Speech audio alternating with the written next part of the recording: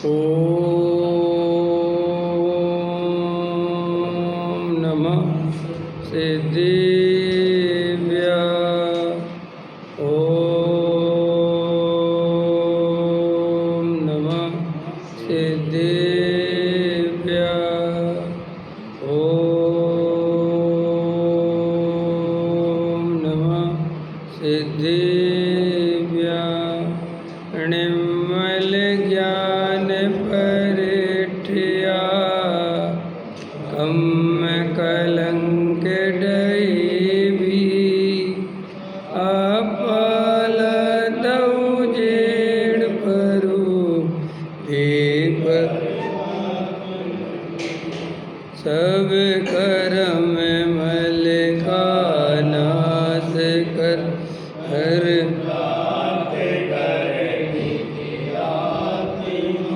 जो लीन निर्मल ध्यान में नम करने कल परमात्मा संतप्त मानस जिनके गुणों के वे वर्धमान मान जिन विचरे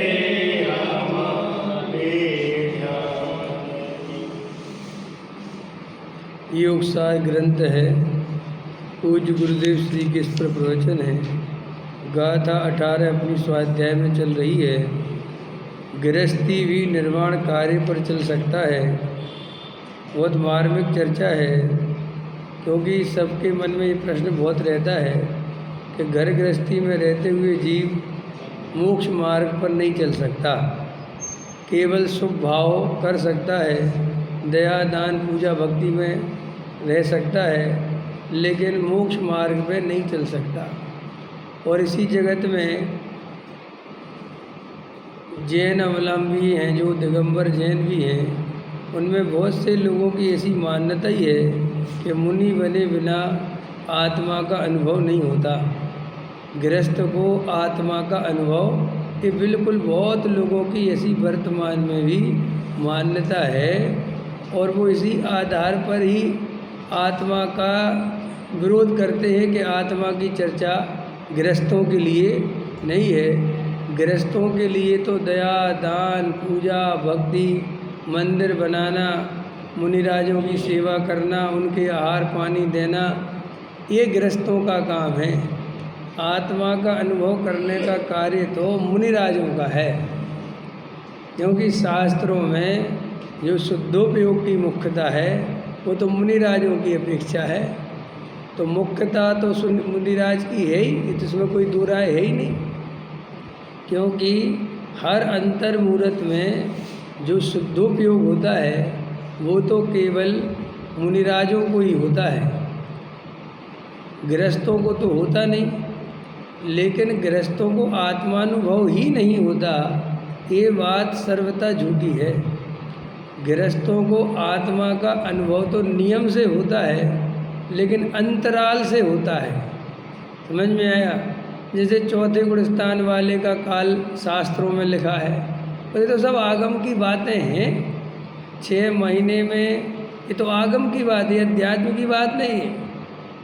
6 महीने में चौथे गुणस्थान वाले का मैक्सिमम काल अनंतानुबंधी का लिखा कि नहीं। पंचम गुणस्थान वर्ती की श्रावक को मैक्सिमम 15 दिन के अंदर अंदर, और मुनिराज को हर अंतर मुहूर्त में।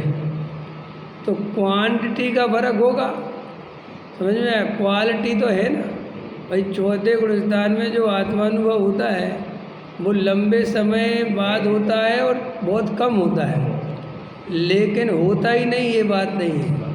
और मुनिराज को जो आत्मा की अनुभूति होती है वो हर अंतर मुहूर्त में होती है, और उसमें काल बहुत कम है और ज़्यादा होती है। समझ में आया? इसलिए अपन मुनिराज को शुद्धोपयोगी कहते हैं और गृहस्थ को शुद्धोपयोगी नहीं कहते, और गृहस्थ को शुभोपयोगी कहते हैं। क्यों? कि गृहस्थ जो है श्रावक, उसके शुभ उपयोग की मात्रा ज़्यादा है और शुद्ध उपयोग उसके बहुत कम है। लेकिन है उसका सर्वथा निषेध अगर अपन कर देंगे तो फिर मोक्ष मार्ग का ही निषेध हो जाएगा। और फिर जो चौथा गुण स्थान है, पांचवा गुण स्थान है, यदि कोई ऐसा तर्क करता है कि शुभ उपयोग ही रहता है, और शुभ उपयोग में सम्यक दर्शन हो गया, शुभ उपयोग से पांचवा गुण स्थान हो गया, ये तो मान्यता झूठी है। जैसे बहुत सारे लोग ऐसा मानते हैं कि साहब सच्चे देव शास्त्र गुरु का श्रद्धान ये सम्यक दर्शन है, और व्रत प्रतिमाएँ आदि धारण कर लेना ये पंचम गुण स्थान वर्ती हो गया। नियम व्रत संयम ले लिया, दर्शन प्रतिमा ले ली, रोज़ मंदिर दर्शन करने का नियम ले लिया, व्रत पाल लिया तो व्रत प्रतिमा हो गई, सामायिक करने लगी तो सामायिक प्रतिमा हो गई। अगर वास्तव में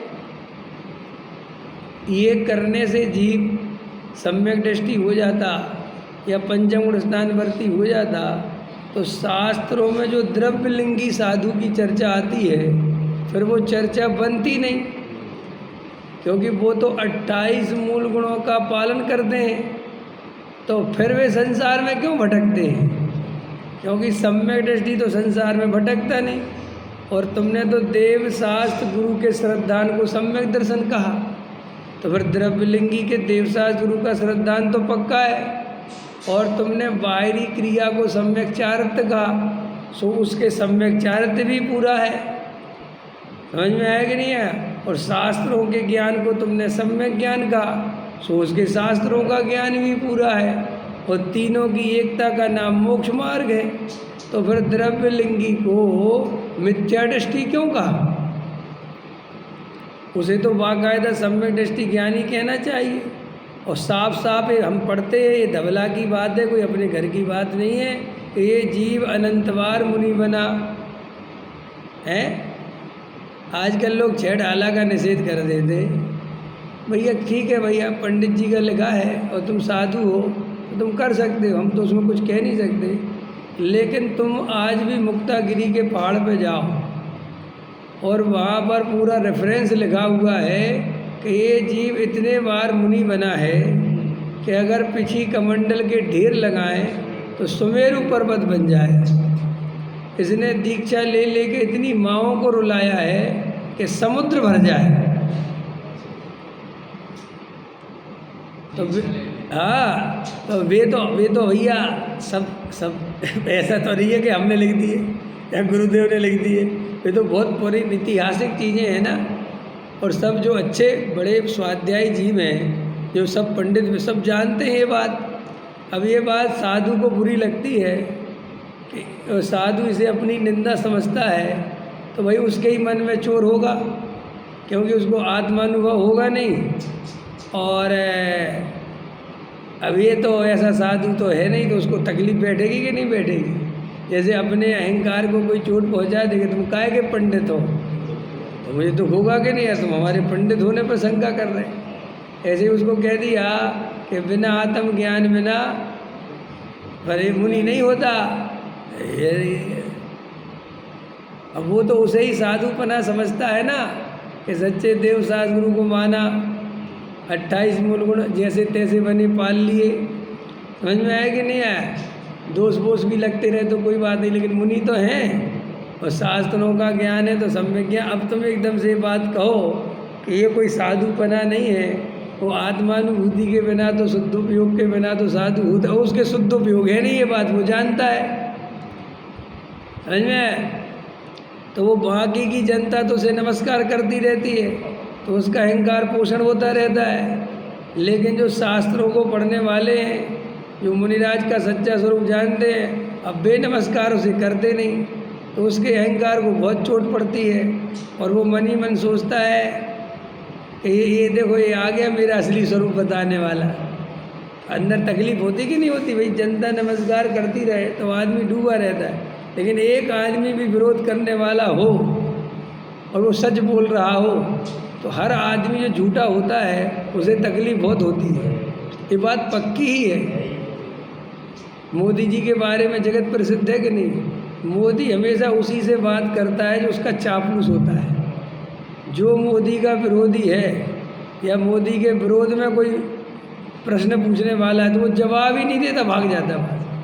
होता है कि क्यों, कि भाई अब वो अंदर में तकलीफ आएगी। वो बात ऐसे ही जब मुनियों का स्वरूप बताते हैं तो वो जो मुनि सही नहीं है उसको बहुत तकलीफ होती है। वास्तव में अगर वर्तमान में कोई सच्चा मुनि हो तो वो मोक्षुओं की और गुरुदेव की इतनी प्रशंसा करे जिसका कोई हिसाब नहीं। हाँ, उनका मैंने सुना वो कह रहे हैं कि भाई ये महाराज को तो तुम 20-20 चौका लगा रहे हो, एक को पूछ नहीं रहे हो, और तुम्हारी ऐसी क्रियाएँ हो रही हैं, रात को बात कर रहे हो, फोन पर बात कर रहे हो, ये कर रहे हो, और भूत डाल है। और उसके बाद कहते हैं इससे तो अच्छा तुम जो एक को मान रहा है एक को नहीं मानो, या तो सबको मानो या गलत है उन्हें मत मानो। इससे तो अच्छे मोक्ष बढ़िया है। ये कम से कम 100 मिनट वाले, ये कम से कम साफ कहते हैं भैया हम नहीं मानते। नमस्कार नहीं करते। हाँ, क्यों कि भाई साहब अंदर में तकलीफ तो होती है ना। देखो भाई, शुद्धोपयोगी मुनिराज ही होते हैं, लेकिन वो शुद्धोपयोग के बिना मुनिराज होते नहीं। और अगर मुनिराज हो और शुद्धोपयोग नहीं हो तो आकुलता बहुत है, तकलीफ बहुत है। क्योंकि सुख का आधार तो वो शुद्धोपयोग है, वो शुद्धात्मा है, और वो तो है नहीं। समझ में आया? तो एक जो ये हवा चलती है इस तरीके की कि साहब गृहस्थों को आत्मा का अनुभव नहीं होता, ये बात बहुत अभी आप लोगों को नहीं पता है। ये बात व्यवहारी जन में प्रसिद्ध है कि आत्मा की चर्चा करने का कोई फ़ायदा ही नहीं है गृहस्थों को, क्योंकि गृहस्थों को आत्मा की अनुभूति की ज़रूरत ही नहीं है। वे तो जब साधु बनेंगे, मुनि दीक्षा लेंगे, तब जाके वो आत्मा की अनुभूति की बात है। इसलिए मैं एक बहुत बड़े संत को जानता हूँ, मैं नाम नहीं ले सकता, समझ में आया? वे आत्मा की बात उनसे कहते थे कि आप आत्मा की बात करो, तो वो कहते थे मैं अपने शिष्यों को पढ़ाता हूँ ये सब अध्यात्म समय साथ, समझ में आया? लेकिन हम बाहर आम पब्लिक को नहीं पढ़ाते, क्योंकि आम पब्लिक को, गृहस्थों को आत्मा की चर्चा सुनने का अधिकार ही नहीं है। ये जो कहते हैं ना गृहस्थों को समय सार नहीं पढ़ना चाहिए, ये वही ग्रुप है कि क्यों कि ये गृहस्थों के लायक नहीं है, ये तो साधुओं को बताता है। अब उसमें 50 प्रमाण हमारे पूर्वज विद्वानों ने दिए, उनके पास भेजे कि साहब इसमें साफ साफ लिखा है कि आप प्रतिबुद्ध को समझा रहे, और मुनिराज तो प्रतिबुद्ध होते हैं, ज्ञानी। तो उनने बोला कि आप प्रतिबुद्ध मुनिराज होते हैं। आया समझ में नहीं? ये गृहस्थों को कोई लेना ही देना नहीं आत्मा है। तो फिर बोले साहब चौथा गुणस्थान कैसे बनेगा, पांचवा कैसे बनेगा? तो क्रियाओं के आधार से बनेगा। ये बिल्कुल पक्की बात है। इसलिए जो व्यवहार के पक्ष में रहते हैं वे आत्मा की चर्चा बिल्कुल नहीं सुनते। उन्हें तो क्रिया का रस रहता है, बहुत क्रिया करना है, मुनिराजों की सेवा करनी है, आहार देना है, भागते फिरेंगे इधर से उधर। उन्हें आत्मा की बात सुनना ही नहीं। उनसे पूछो साहब आत्मा में, तो कहते अरे ये तो बात की बातें हैं सब। फिर एक और बीमारी डाल दी कि पंचम काल में मोक्ष होता ही नहीं। अब मोक्ष होना ही तो आत्मा को जान के करोगे क्या? अरे कितनी कितनी कैसी व्यर्थ की बातें हैं। जबकि सम्यक दर्शन होते जी मोक्ष थोड़ी चला जाता भैया। महावीर के जीव को कौन से भाव में आत्मा का अनुभव हुआ और कौन से भाव में मोक्ष हुआ? पारसनाथ को कौन से भाव में आत्मा का अनुभव हुआ और कौन से भाव में मोक्ष हुआ? माने हम सारे तीर्थंकरों के सम्यक दर्शन प्राप्त करने के बाद 10 भाव तो कम से कम देखते ही हैं। तो अब पंचम काल में मोक्ष नहीं होता, मान ली बात, लेकिन पंचम काल में मोक्ष मार्ग की शुरुआत तो करोगे, तब तो 2, 4, 10 भाव में पहुंचोगे। और ये संगी पंचेंद्री पना, ये मनुष्य भाव, ये देशना, ये हर टाइम अवेलेबल थोड़ी है अपने को कि अपन यहाँ छोड़ दो चलो अगले जन्म में। कह रहे भाई साहब अगर अगले जन्म में नरक निगोद में पड़ गए तो बात ही खत्म हो जाएगी, और स्वर्ग में पड़ गए तो भी खत्म हो जाएगी। क्योंकि वहाँ अनुकूलता की मार है और उन पर्यायों में प्रतिकूलता की मार है। और जब अपन इतनी बढ़िया अनुकूलता में सम्यक दर्शन प्राप्त नहीं कर पा रहे तो फिर कहाँ प्राप्त करने की सोच रहे। तो इसलिए ये गाथा जो अपन की आई है जो योगसार ग्रंथ में, ये बहुत महत्वपूर्ण गाथा है कि गृहस्थी में रहकर भी मोक्ष मार्ग पर चल सकते हैं और साफ साफ लगाए कि आत्मा का अनुभव कर सकते हैं। समझ में? ये उपादेय का निर्णय करे तो वो सम्यक दृष्टि हो सकता है। इसमें मतलब अपन को वस्तु स्वरूप समझना ही चाहिए। अब आचार्य कहते कि गृहस्थों को ये मान्यता अपने अंदर से निकालनी चाहिए कि हम तो दया दान पूजा भक्ति करने के लिए गृहस्थ हैं। नहीं, अपन इनसे भेद ज्ञान करें, तत्व निर्णय करें, क्योंकि आत्मा कभी गृहस्थी नहीं होता, आत्मा कभी शरीर रूप नहीं होता, आत्मा कभी कर्म रूप नहीं होता।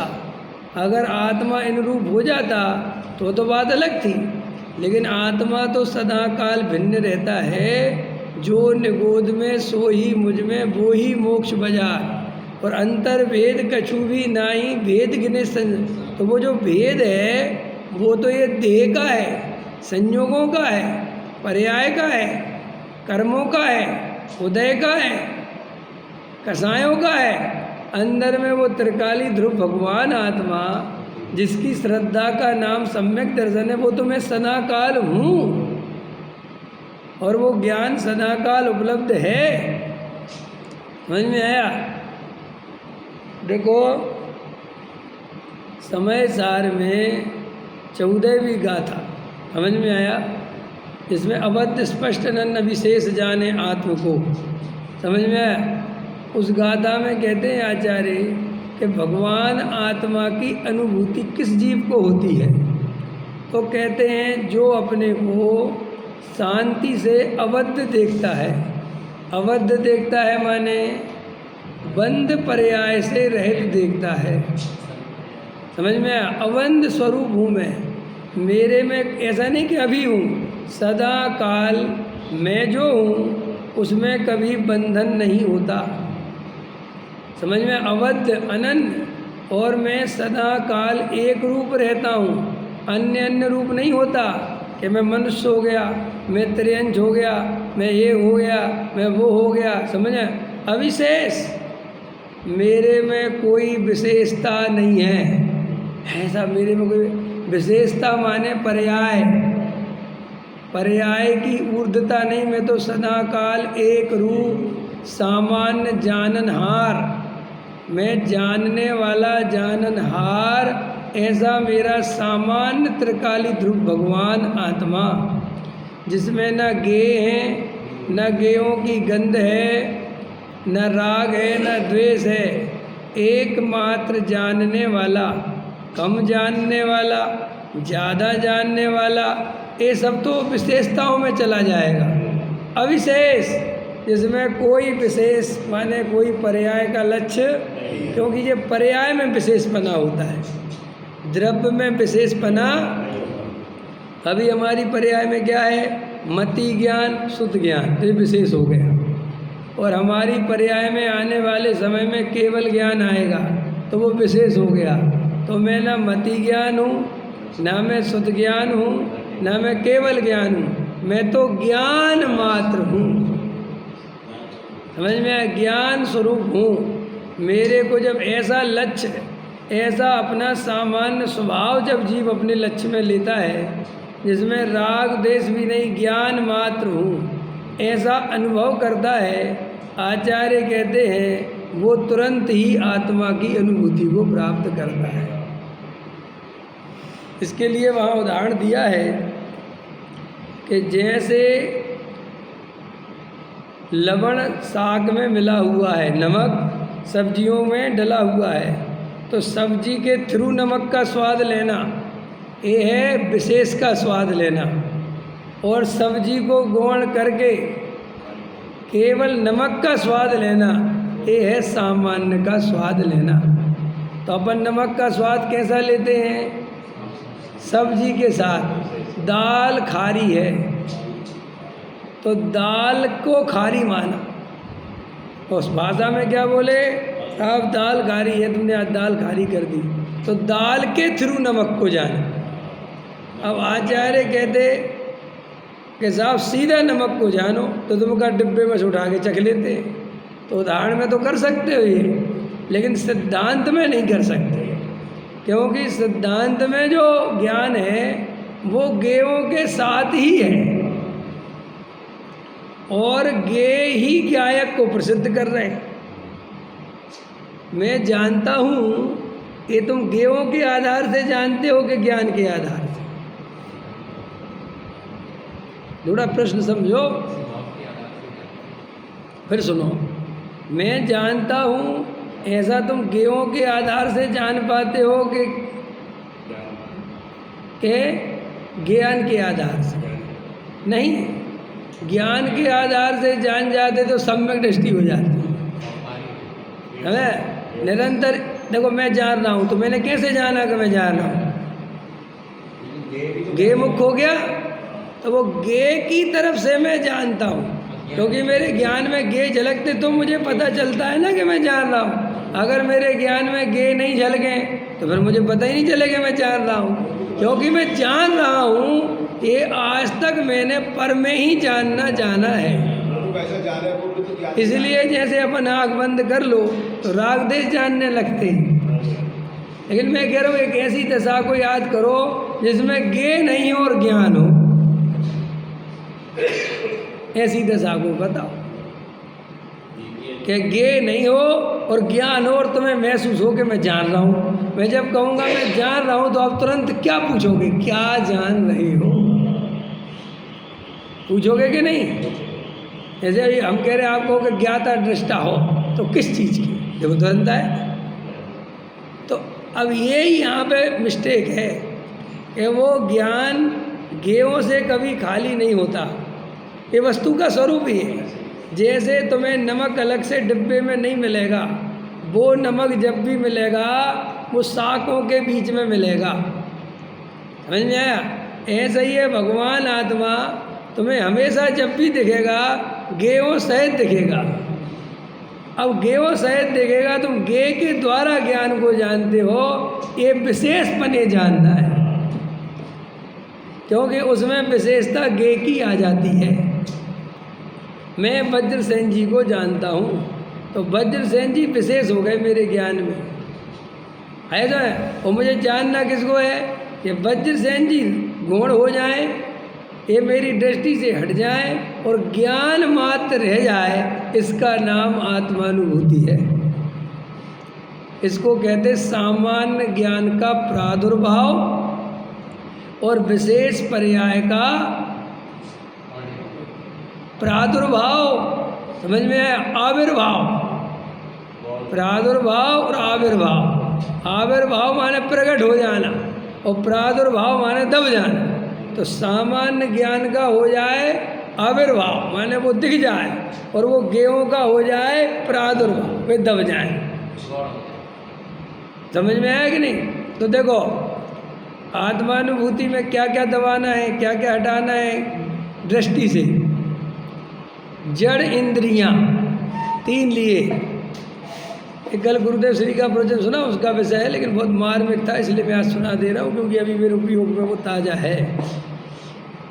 वो जब गाथा आएगी तब तो वो अपन लेते ही चर्चा। अब वो अभी तो कहाँ जाने कब आएगी, समय सार की 14 गाथा। अभी तो 11 पे पहुँचना था ग्वालियर में, बहुत कोशिश करी, बहुत ताकत लगाई, लेकिन वो 11वां पहुँच ही नहीं पाए। समझ में आया कि नहीं आया? वो 6वीं 7वीं में रहेगी बात, 8वीं तक। अब लेकिन जहाँ जाएंगे अब वहाँ गारंटी से 11वीं को सीधे ही चालू करेंगे तभी पहुँच पाएंगे। अगर हम पीछे जो चरा से गए तो हम पीछे ही रह जाते हैं, और 9वीं 10वीं भी छोड़ देंगे, क्योंकि उसमें कुछ ज़्यादा विषय नहीं है।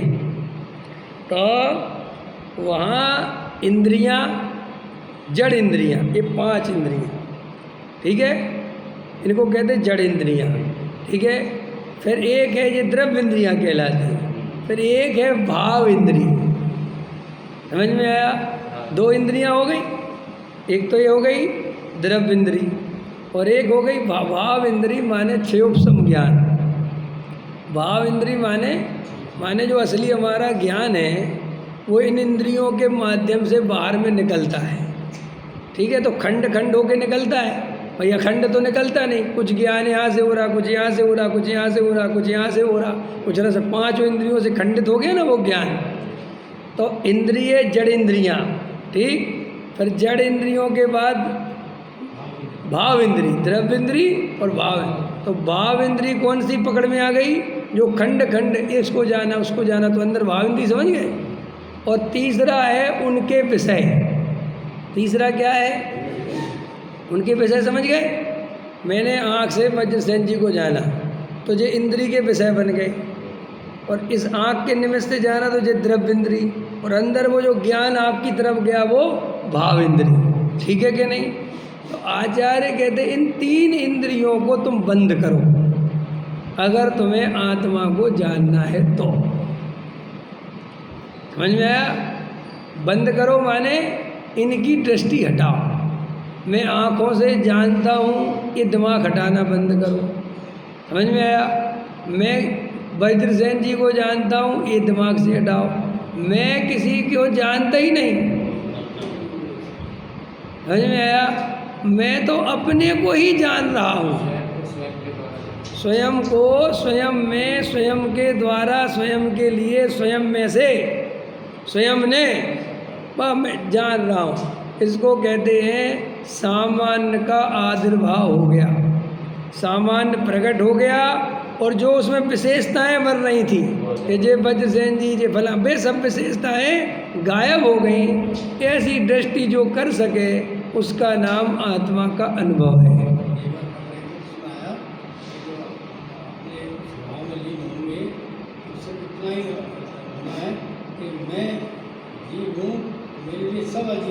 हाँ, बराबर बराबर बराबर बराबर। हाँ, देखो ज्ञेयों की बात दिमाग से हट जाए और ज्ञान मात्र का अर्थ है कि ज्ञान जानता है ये भी हट जाए। समझ में आए? और ज्ञान मात्र वस्तु रह जाए। ज्ञान मात्र, जानना में भी जानना वजन न रह जाए, क्योंकि जानने पे वजन रहा तो वो गे आ जाता है दिमाग में। क्योंकि जानना गे के बिना बनता नहीं। आया समझ? वह अपने को ही जानना, ये जानना क्या? अपने को जानना, अपने को महसूस करना, अपने स्वरूप को ध्याना, यही जानना है। और मैं यही जानता हूँ, ऐसा सीधा सामान्य ज्ञान को दृष्टि में ले और विशेष पर्यायों को दृष्टि से हटाए, सामान्य ज्ञान की अनुभूति करे, इसका नाम ही आत्मानुभूति है। गुरुदेव श्री उसमें और गहरा ले रहे थे। समझ में आया कि सामान्य की अनुभूति ही पर्याय की विशेषता है, और पर्याय की विशेषता द्रव्य की अस्वीकृति है। माने जिस पर्याय में पर्याय मुख्य हुई वहाँ द्रव्य का अनादर हो गया, माने द्रव्य दब गया और पर्याय ऊपर हो गई। और जिस ज्ञान में द्रव्य ऊपर हो जाए और पर्याय नीचे बैठ जाए वह वो मोक्ष मार्ग है। समझ में आया? तो पर्याय ने लक्ष्य बनाया सामान्य को, और पर्याय हो गई विशेष, और पर्याय ने लक्ष्य बनाया विशेष को, तो खुद हो गई सामान्य। नहीं समझ में आया? उल्टा ले रहे थे कल गुरुदेव कि भाई पर्याय ने जब तक विशेष को लक्ष्य बनाया तो पर्याय सामान्य हो गई। सामान्य मिथ्या दृष्टि, सामान्य को नहीं लक्ष्य बनाया, विशेष विशेष, ये विशेष वो विशेष, ऐसा ऐसा ऐसा गेयों को मुख्य किया, तो पर्याय कैसी हो गई? मिथ्या दृष्टि, माने सामान्य। और जब पर्याय ने लक्ष्य सामान्य को बनाया, गेयों को छोड़ दिया, एक जाननहार को लक्ष्य बनाया, तो खुद पर्याय विशेष हो गई। आया समझ में कि नहीं? तो अपन को ऐसे सामान्य का लक्ष्य करना है, विशेष का लक्ष्य नहीं करना है। और जन्मों जन्मों से अपने को विशेष का लक्ष्य करने की आदत पड़ी हुई है। समझ में आया? तो आचार्य कुंद कुंद की मूल गाथा है, अवध अस्पष्ट अनन्य देखे आत्म को। समझ में आया? वो संपूर्ण जिन शासन को लहे। असली जिन शासन तो यही है, ऐसे सामान्य द्रव्य की अनुभूति ही असली जिन शासन है। कोई पूछे जिन धर्म क्या है, तो सामान्य जो ज्ञान है, जो ज्ञेयों से रहित है, जो एकमात्र होने मात्र से प्रसिद्ध है, बस वो है, उसमें ज्ञेय कहीं नहीं है, बस वो ही वो है। बस ये मुख्यता जिसकी दृष्टि में आ गई, उसने संपूर्ण जैन शासन को समझ लिया। माने ये संपूर्ण जैन शासन का अनंत सर्वज्ञ भगवंतों की दिव्य ध्वनि का सार, वो सामान्य ज्ञान हमारे ज्ञेय बन जाए और वो विशेष हमारी दृष्टि से हट जाए, इसका नाम असली जिन शासन है। आया समझ में कि नहीं? उदाहरण से समझो। अनेक प्रकार की सब्जियां हैं और सब में नमक डला हुआ है। अब तुमने पहले मटरी खाई, इसमें नमक कम है, मटरी में मज़ा नहीं आ रहा, इसमें नमक, ऐसे अलग अलग में नमक डला, तो नमक अलग अलग है कि एक? लेकिन व्यंजनों की मुख्यता होने से नमक भी अलग अलग अलग अलग दिखाई दे रहा है। अब किसी ज्ञानी पुरुष ने सभी व्यंजनों में नमक तो एक ही है और व्यंजनों का लक्ष्य छोड़ा दिया। आँसी आँख बंद कराओ, पट्टी बांधो वज्रसेन जी। समझ में आया? आँख में पट्टी बांधो, दिखना नहीं चाहिए कि तुम क्या खा रहे हो।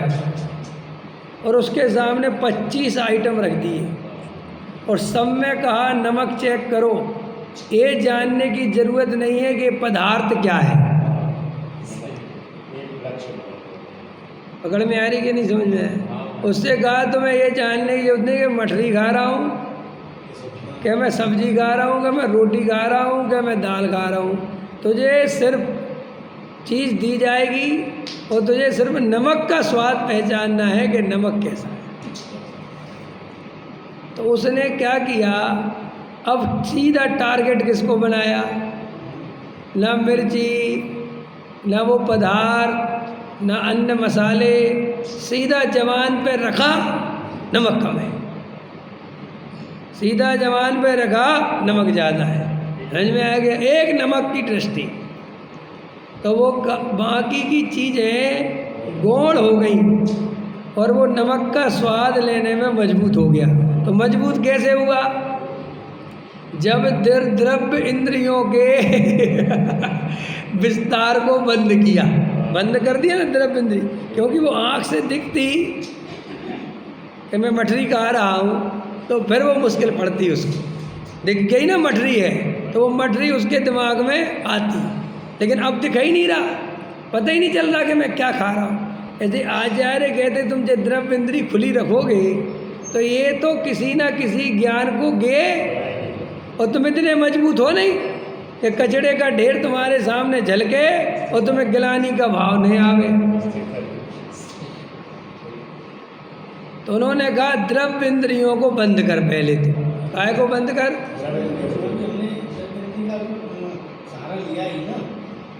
अरे ये तो उदाहरण है, अरे यार उदाहरण को रहने दो, अपन अब सिद्धांत पे चल रहे हैं। समझ रहा? उदाहरण एक देश लागू होता है, सर्व देश ने, तो द्रव्य इंद्रिय को क्या किया? बंद किया। ये अपने से बैठ जाते, द्रव्य इंद्रिय को बंद करना है। ज्ञान की मुद्रा माने द्रव्य इंद्रिय को बंद करना। जब अपन को कोई रुचि लगती है अंदर की, तो आँख बंद होती कि नहीं? देखो जैसे एक अच्छा बहुत मार्मिक भजन कोई सुन रहा है या कोई बहुत मार्मिक बात आई, तो वस्तु स्वरूप में ये व्यवस्था है कि तुम्हारी द्रव्य इंद्रिय बंद होनी चाहिए। अगर तुम्हारी द्रव्य इंद्रिय खुली रहेगी तो फिर वो तुम्हें रस नहीं आएगा। इसलिए देखो गजल ऐसे सुनते हैं, तो आँख क्यों बंद करे भाई? आँख से सुनते कि कान से? आँख से सुनते हो भजन, कान से, कान से सुनते ना, तो फिर आँख को क्यों डिस्टर्ब करते? अरे भाई, अगर ये आँख खुली रहेगी तो वो यहाँ पे हमारा कंसंट्रेशन नहीं बनेगा। ये तो बिल्कुल सरल बात है ना। आप भोजन कर रहे हो, हाँ, और बढ़िया म्यूजिक गाना लगा दे, तो या तो उसका मजा लो या इसका मजा लो। इसलिए आदमी ऐसा कोर खा रहा हो और उसका मन का गाना आ जाए तो कोर यहीं रह जाना चाहिए। देखो फिल्म देखते, टीवी देखते, बच्चे रोटी खाते,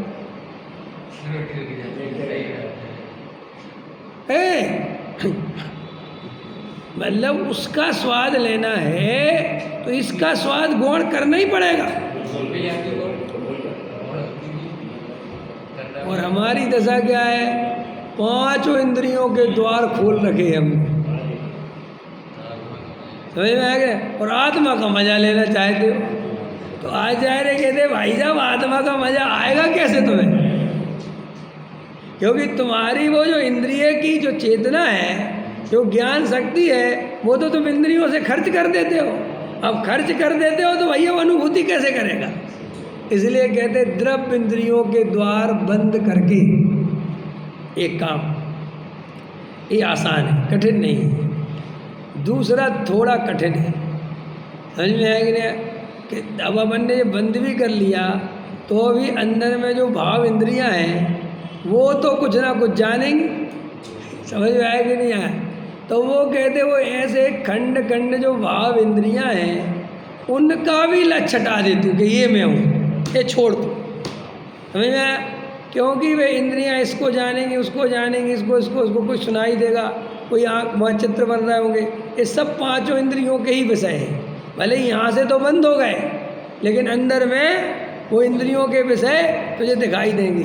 तो वो कहते तू द्रव्य इंद्री से भी लक्ष्य हटा, भाव इंद्री से भी लक्ष्य हटा, और तीसरा भाव इंद्री में जो गे झलक रहे हैं उसको भी लक्ष्य से हटा। और एक जाननहार मात्र, किसको? पर को जानने वाला नहीं, जो स्वयं को फील कर रहा है वो जानने वाला, जो पर को लक्ष्य कर रहा है वो जानने वाला नहीं। ज्ञान की दो तरीके हो गए। ज्ञान का स्वभाव क्या है? सुपर प्रकाशक बना। तो जो पर को प्रकाशित करने वाला भाग है वो लक्ष्य में नहीं लेना, जो स्वयं को प्रकाशित कर रहा है कि आई एम, मैं हूँ, मैं हूँ, मैं जान रहा हूँ, ऐसा जो जानने वाला जो जान रहा है वो मैं हूँ, जिसमें ना गे है, जिसमें ना द्रव्य इंद्रियाँ हैं, न जिसमें भाव इंद्रियाँ हैं और ना उनके विषय हैं। बस अपने सामान्य ज्ञान पर टिक गया। सामान्य ज्ञान माने जो गेयों से खाली है, ऐसा सामान्य ज्ञान है। गेयों से खाली कब होता है? हाँ, गेयों से खाली होता है अगर तुझे गेयों की दृष्टि मुक्त करना छोड़कर ज्ञान की दृष्टि मुक्त करना आता हो तो।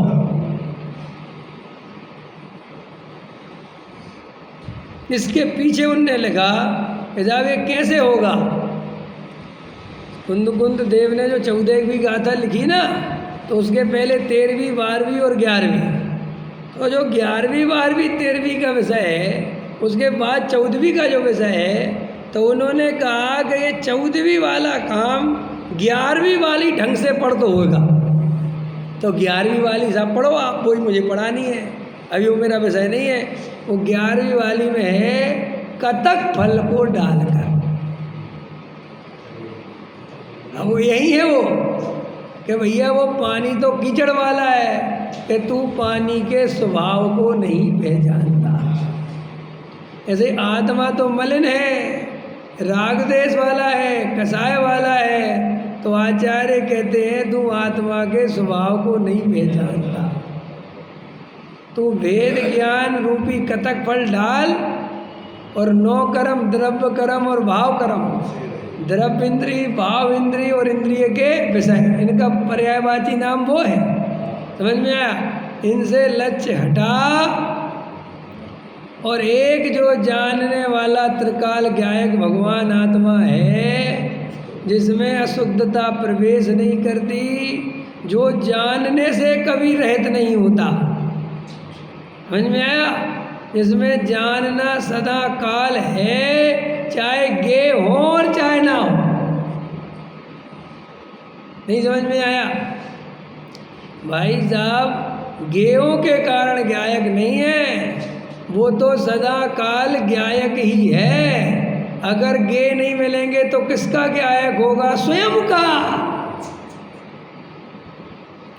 भाई साहब, महिला दूसरों के लिए भोजन बनाती है, इसलिए महिला नहीं है। अगर दूसरे नहीं भी होंगे तो वो अपने लिए भोजन बनाएगी कि नहीं बनाएगी? ऐसे ही अगर ज्ञान में गे नहीं हो तो क्या हुआ?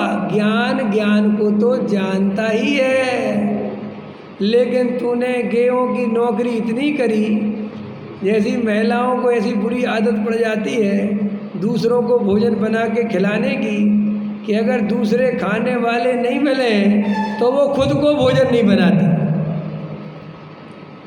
कहती मेरा तो काम चल जाएगा। ऐसे ही हम गेयों के इतने दीवाने हो गए कि हमें गेयों में रस आता है। किसी ने कहा, गेयों से भिन्न अपने ज्ञायक को जान, जो कभी गे रूप नहीं होता, उसका दीवानापन हमें आया ही नहीं।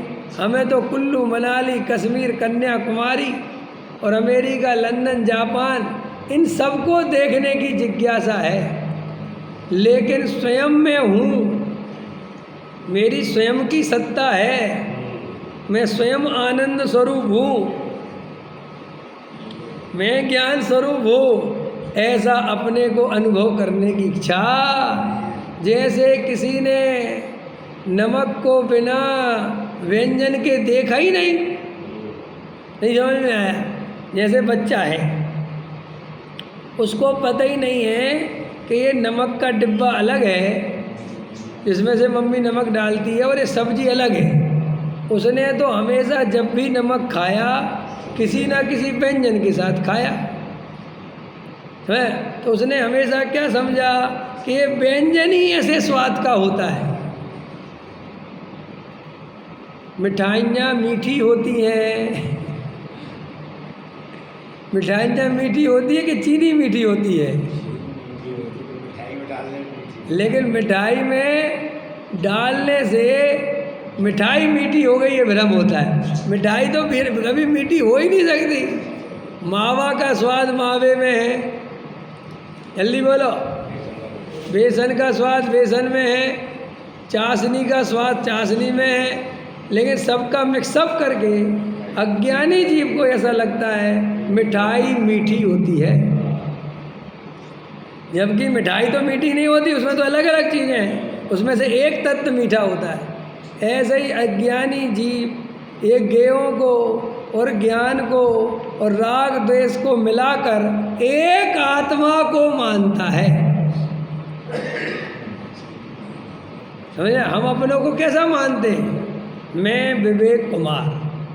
अब विवेक कुमार नाम का कोई तत्व ही नहीं, पहली बात। जैसे मिठाई नाम की कोई चीज़ होती नहीं, इन तीन को मिला दो तो हमने एक नाम स्थापना कर दी, मिठाई।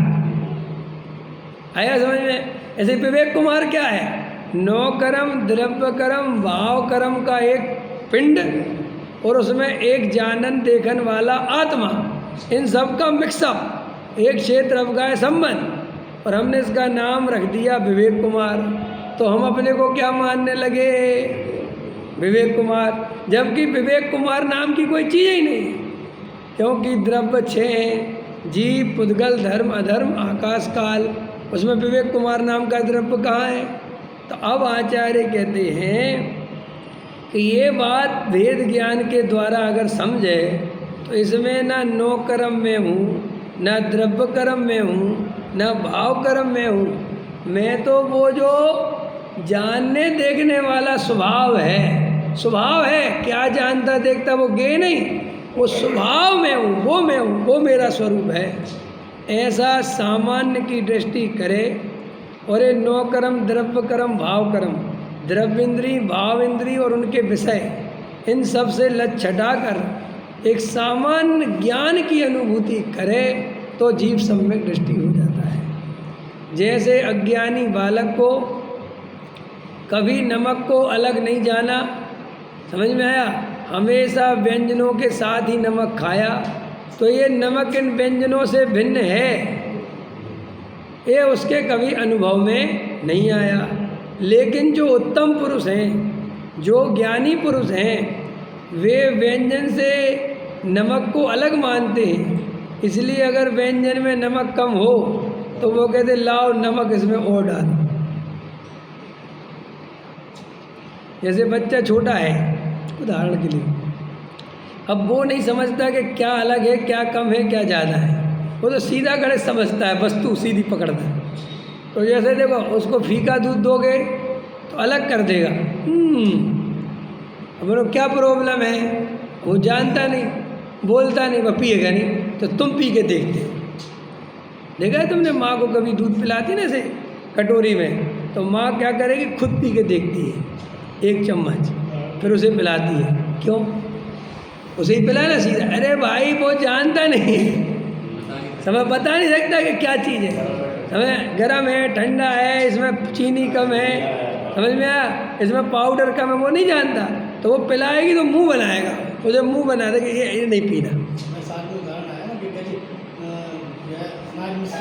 हाँ, वो तो मैं हाथी का इसलिए नहीं दे रहा, वो तो आचार्यों ने दिए ही है कि तुम्हें आदमियों का समझ में जल्दी आता है।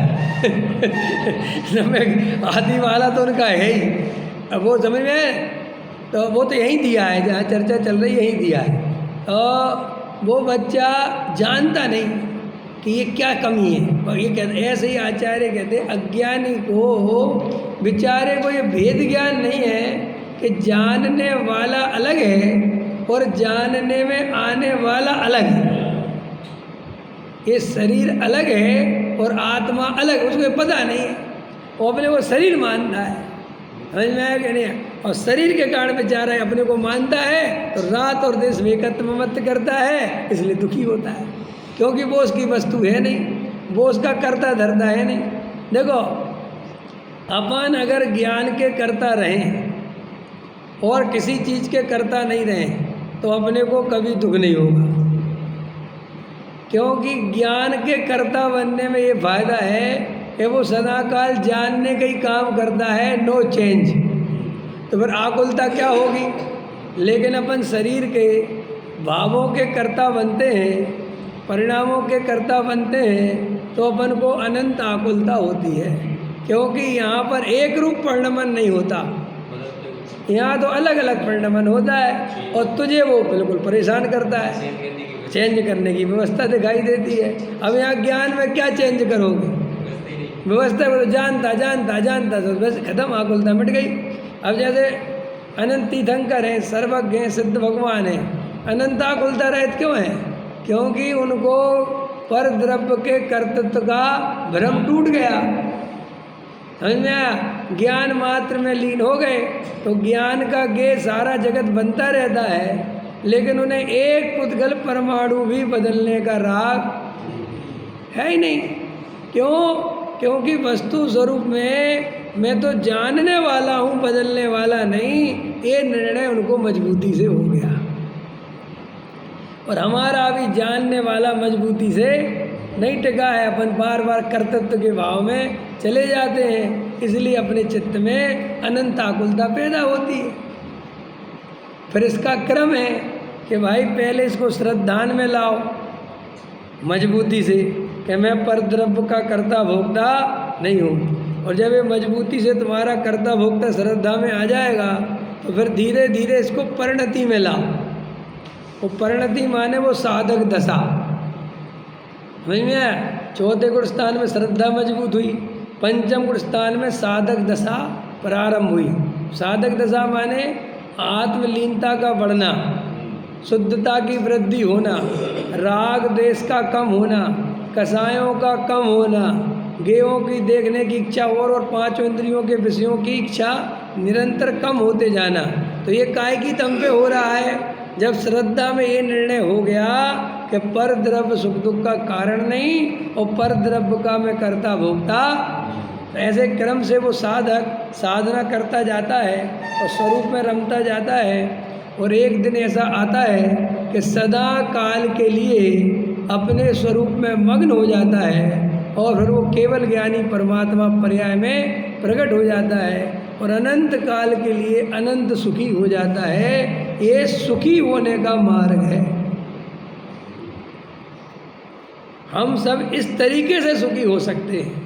तो सामान्य का क्या करना है? अपन को प्रादुर्भाव प्रकट करना है और विशेष का क्या करना है? आविर्भाव उसको दबाना है। जो प्रकट करना है वो कौन है? सामान्य। सामान्य माने अब देखो यहाँ पर ज्ञान जो सहज हो रहा है वो हमारी दृष्टि में रहना चाहिए। उस ज्ञान में कम जानना ज़्यादा जानना क्या झलक रहा है वो हमारी दृष्टि में नहीं आना चाहिए।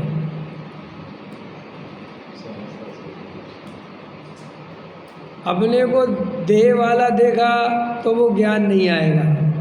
अपने को संयोग वाला देखा तो वो ज्ञान नहीं आएगा। अपने को इंद्रिय वाला देखा तो वो ज्ञान पकड़ में नहीं आएगा।